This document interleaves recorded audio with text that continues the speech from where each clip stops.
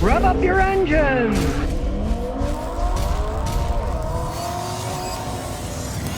Rock said, Scotty, do you have any opinions on the Toyota Stout pickup that's scheduled to be released soon? Sounds like a great idea. I mean, as per usual, I'm not going to buy anything that's brand new. I don't trust if they made it right or not. Even though it's Toyota, I don't trust anybody. Plus, I am a cheap bugger. Really cheap. I'm not going to buy a new car. Buy a Toyota with 60, 80,000 miles. It might still have 80% of its life left. And I'll pay 30, 40% of the price because I buy them when they're older. Hey, that's a good deal. Buy a new car, you're getting ripped off. They're all too expensive, right? But I think it's a good idea. Go back to making some small pickups. Look what Ford's doing with the Maverick. They're made in Mexico, bad quality. They're still selling the heck out of them. People like a small pickup truck, and especially a front-wheel drive one like the Maverick. They ride more like cars. The old little pickup trucks are great, but they rode like crap. Bouncy, bouncy, bounce. The Mavericks don't. They got independent suspension. They ride quite well. And if Toyota build one, let me tell you, they will eat up the market. You know, everybody wants a Toyota Tacoma, and they used to be small. Now they're big, right? Toyota makes a smaller version. Hey, you know they're going to sell the heck out of them. JL says, I got a 2012 Toyota FJ Cruiser. It runs great, loses power sometimes. Engine code says catalytic converter. Vehicle is 76,000 miles. Lots of things can trip the catalytic converter code, right? From what you say, it could be the converter's clogged up. A simple test. You take off the oxygen sensor in front of the catalytic converter, you put a gauge in there. And if there's a bunch of back pressure, it's clogged up and you're going to have to replace it. There's no ifs, ands, or buts. If it's that bad and the pressure's that high, cleaning it will not work. And that's what I'd start out by testing. Normally, you'll have almost no back pressure, maybe half a PSI or something.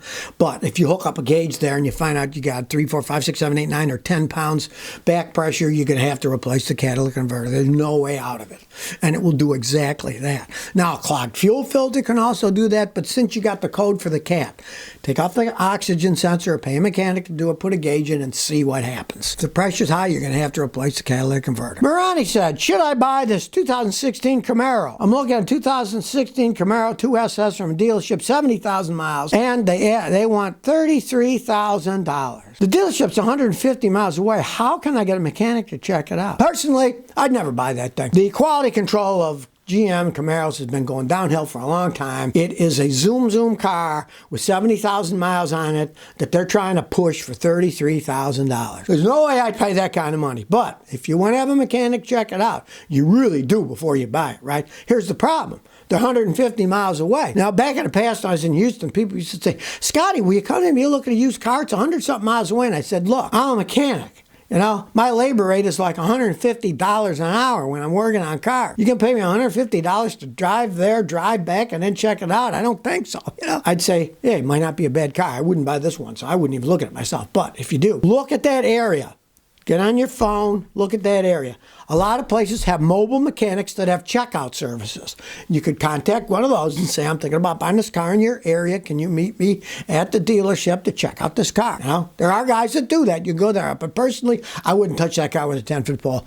With that mileage, generally people beat the heck out of them. Plus, for that mileage, for what? An 8-year-old Camaro? There's no way I'd pay that kind of money. Help me, 51 says. I'm crying over spilled milk, literally. I got a 2020 Ford Explorer. My wife said a gallon of milk busted in the back seat on the way home. Then she goes inside knowing I have to clean it up. Now, on the driver's side, I had to take the driver's seat out to pull up the carpet and get all the milk out. Now I'm getting all kinds of lights. Not available. See manual. 4-wheel drive fault. Service required. I tried disconnecting the battery for 15 minutes and then put it back. All the warnings stay. It runs fine, but get these warnings. Help. I hate to be a bearer of bad news, but look under your seat. There's all kinds of computer modules under there. Probably destroyed some of the computer modules. That's what happens. You're getting all these warnings. I mean, try to get under there, disconnect every single stinking electrical connection. Get a can of spray electrical cleaner, spray the heck out of them, dry them with a hair dryer, put them back, and pray the lights go off. If it does, great, you know. But realize there's a bunch of computer modules under there, and I can just about guarantee you some of them got ruined. They can't take milk pouring on them. And she had the milk go, and she drove the car home, right? Would be one thing if you spilled the milk and didn't do anything. Everything's energized because she's driving the car, and that milk got in that electronic modules, will probably destroy them. Joy Deep says, can an alternator also act as a motor? I want to use my alternator to charge an extra set of batteries that I want to connect to another motor driving a truck. Can an alternator be used as dual-purpose equipment like charging batteries and using it as a motor to belt drive the vehicle? Technically, an alternator can't do that. It creates alternating electricity. But a generator can. That's how Priuses, hybrid vehicles work. They don't have an alternator, they got a giant generator. And when it runs one way, it generates electricity, charges up the battery, it can make electricity to run the electric motor. And then it can go backwards. Alternators can't do that, but generators can. But there are some modern cars that have set up some trucks that they call mild hybrids, where the generator system will drive the vehicle with a belt. It'll help drive. It's a very complex setup. And unfortunately, some of them are in Dodges and the setup is made in Italy and they break all the time. Of course, Italian and electricity don't really go together all that well. It can be done with generators, not alternators, but generators. One way they'll work as a generator, the other way they work as a motor.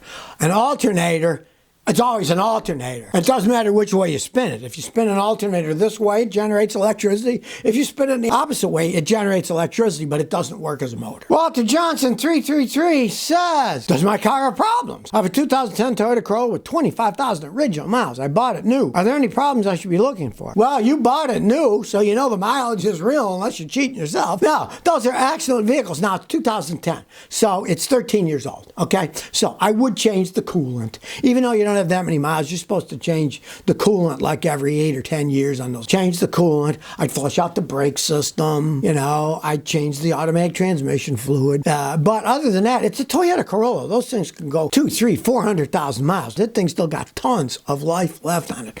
The only way it wouldn't have tons of life left is like, let's say you live on the East Coast where you throw salt on the road. It could be rotting away because my son's Corolla has tons of rust on it and it's only 4 years old and it spent its life in Massachusetts. So that'd be the only thing you have to worry about is rust. If you live in a place where there's a lot of salt on the road, then that would eat the stuff up. And so the age would do it, not the mileage, because just sitting there with the salt on it, it's going to rot away. Wesley Richards says, is this good or bad for a car's transmission? My dad has a habit of shifting to neutral stoplight. He said it's an old habit from driving a manual car. For most cars today, you don't want to do it. If you have a CVT transmission, they set themselves up differently. If you put it in neutral, you're probably going to wear the stupid thing out faster. They're perfectly made the way they are. Now, if you got an older Volkswagen, do that all the time because their trannies stink and they'll wear out faster. If you put it in neutral, they last longer. I've had a lot of customers that did that. Because if you're sitting in a car in drive and you're stopped and you sit there for like half hour or something, it'll overheat the transmission because it's building up too much heat.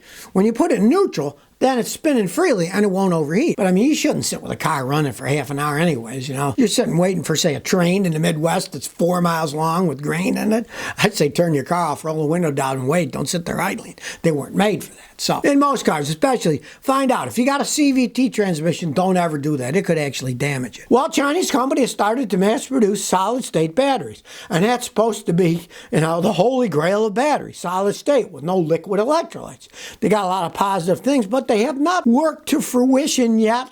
From most of the testing, they crack and then they fill with crystals and short themselves out. Well, Ganfeng, a Chinese company, says they are now mass producing them. But they are not mass producing them for cars yet. They're using them for storage, they said. Now, this is the second generation.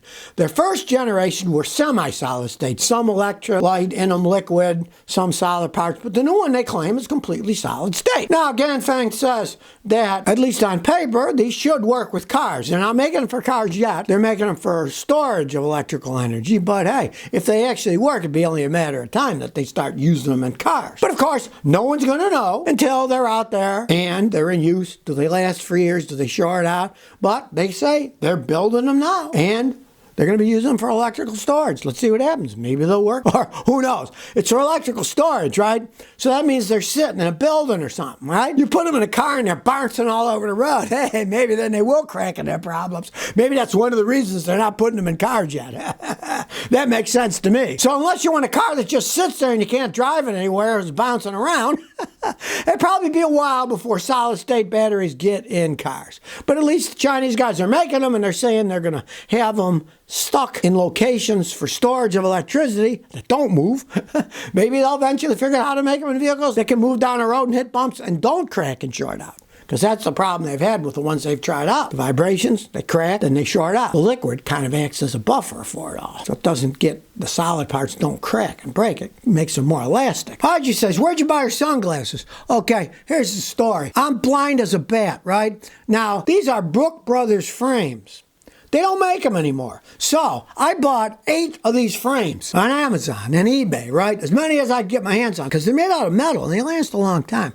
But I'm so bad at seeing, I could only find one place in Tennessee that would make the lenses. So I bring them the frame and they make the lenses. And these particular ones, I just had made. It cost me $1,200 just for the lenses. I gave them the frame, but nobody else will make them because my eyes are so bad. These things are so thick. When I meet people, I said, here, I'll take them off, try them on. They look, oh, how can you see anything? Well, I can't see anything when I don't have them on. So now you know. It's expensive to have bad eyes, I guess. So if you never want to miss another one of my new car repair videos, remember to ring that bell.